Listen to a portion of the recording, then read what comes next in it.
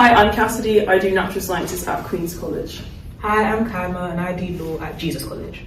Hi, I'm Lizzie. I do HSBS at St. Sussex College. Hi, I'm Rebecca. I do geography at King's College. Hi, I'm David. I do medicine at St. Catherine College. I'm Tyrese. I do engineering at St. John's College. Why did you choose your college?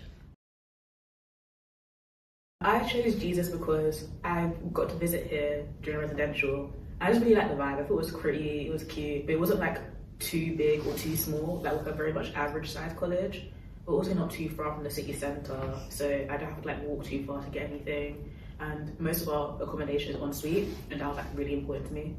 I chose King's because I saw it during a residential as well, but we visited King's and I just thought it was really nice, really pretty. It had a view of the river, which I really liked. And also the director of studies for my subject at King's was interested in like urban studies, which I'm really interested in, and that was really important to me, like having a DOS that was like sort of aligned with my interests. Well, there's also a system at Cambridge called pooling. So if you apply to a college and they don't have space for you, but they think you're a good applicant, they put you into like a pile, and then other colleges pick you up.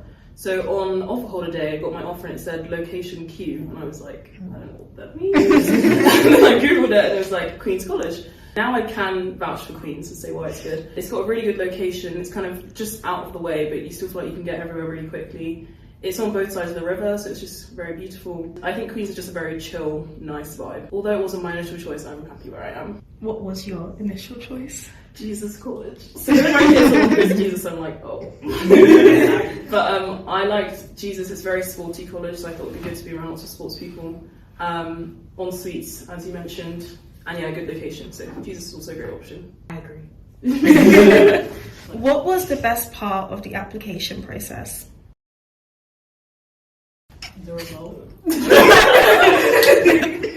I guess the best part of the application process for me, I guess, was actually writing the personal statement, because like finally finding what my niche was, because I did HSBS and my subject was on like the political state of affairs in Cambridge, which is my home country. So getting a platform to really speak about that and then to then expand upon that in interviews was actually quite nice and interesting, and it worked out in the end. So it's good. I think the best part was the interview process. It was kind of daunting, but like doing a lot of research into the subject that you like, I found a lot of like new interesting things, and also practicing with my friends a lot was really fun. Like I did an interview prep after school. It was kind of fun. I kind of like the LNAT, at least the essay part, like doing the LNAT essay. I liked it because like it was writing it about like anything, and they always pick like really like rogue random topics, so it actually like makes you think about it. Like my question, mine was like, should pornography be illegal? People got like, is North Korea like a dictatorship? And it's like really like rogue and like niche things you don't like think about every day. Sometimes like sit down, think about it, and just like share your opinion. Whereas in like lots of other subjects, especially at A-level and GCSE, you have to like, these people say this, that people say that, and then in conclusion, we're down to like what I think and presenting that, and I really like that. What was the most challenging part of the application process? For me, the most challenging part was my personal statement. Well, first initially I was going to apply for a completely different subject, and then I had a draft, and then I wasn't really happy with it and the topics that I was talking about in it, so then I changed it again. So I think personal statement because I had like a lot of different like drafts and like ideas, but eventually I was really happy with the result that I came up with. I think for me the hardest part was the interview, because it was nothing like I practiced at all.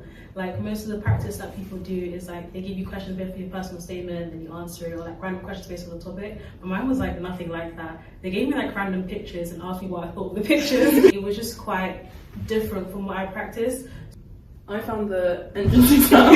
Yeah, I was about to say interesting. Okay, yeah. So the ESAT, which natural scientists and engineers do, it's just not a nice test. It's like the sort of thing where the question's difficult-ish, but then it's just about speed. So it's a very new skill that you wouldn't have practiced for years. So I remember practicing that and being like, I just can't. 27 questions in 40 minutes. So that's just not really happening. And I think the worst part is there's no calculator. So for me, I had to like almost relearn mental maths because I hadn't done it in such a long time. And so it was horror. For everyone who did entrance exams, did you guys get your results? Yeah. They tell you the average, like the LNAT thing. On the day it came out, it said like you scored 33, the average that year was 21. So then it just tells you. Did you guys get 33? Yeah. Oh, wow. Wow. If there was something you could tell your early Michaelmas self, what would it be? If I was gonna tell my early Michaelmas self anything, I'd say speak up and like talk to like your friends or your supervisors or anything if you're struggling with something.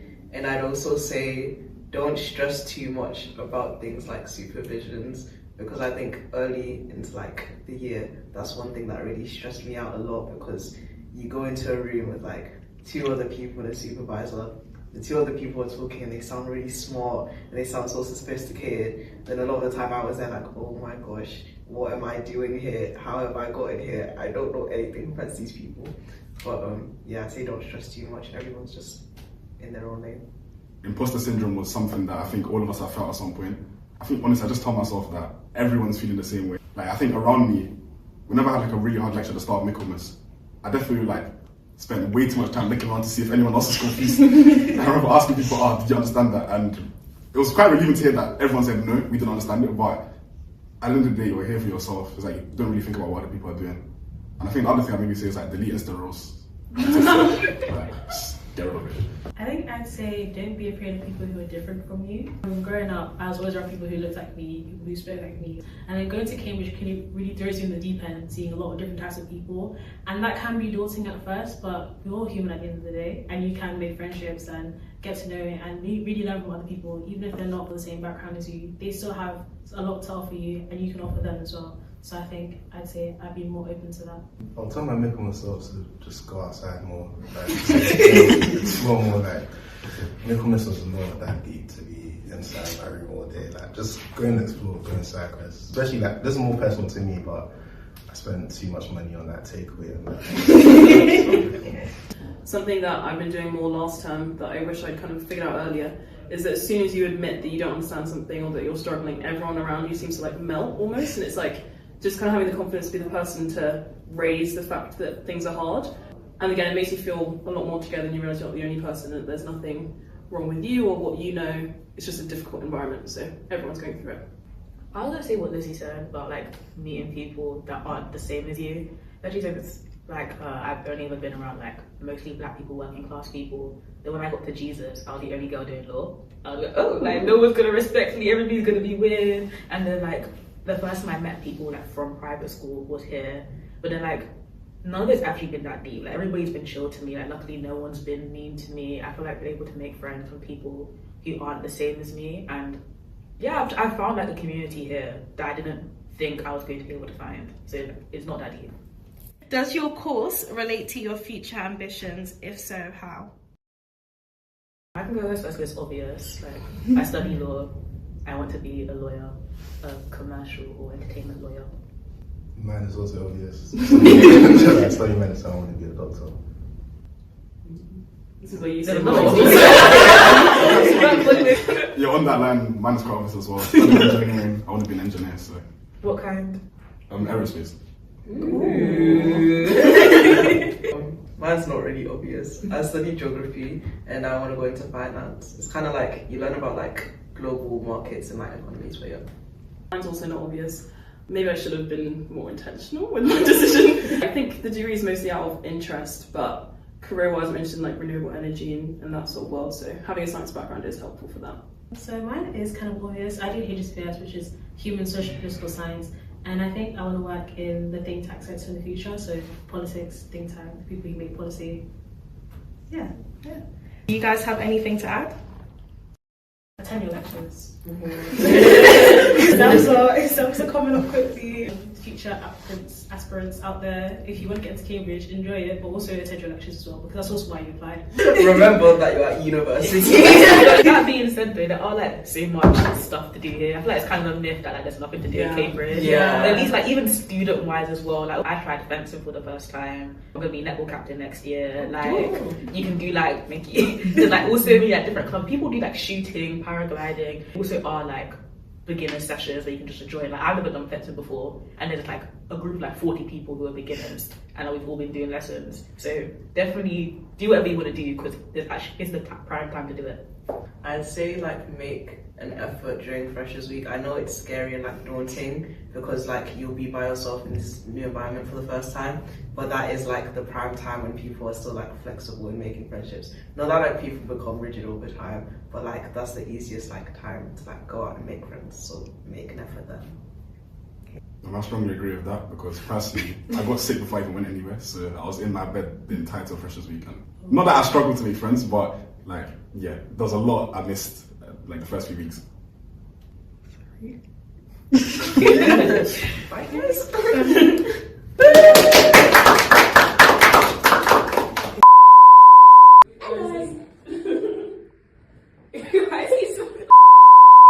Hi, I'm David. I do medicine at St. Catherine's College. I'm very happy. 17, yeah. How close up do you want it?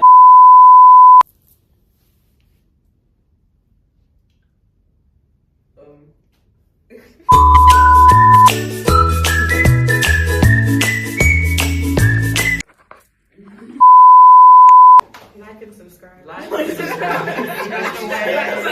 This is your outro. Comment down below what you guys think. For 10k likes, I will jump in the car.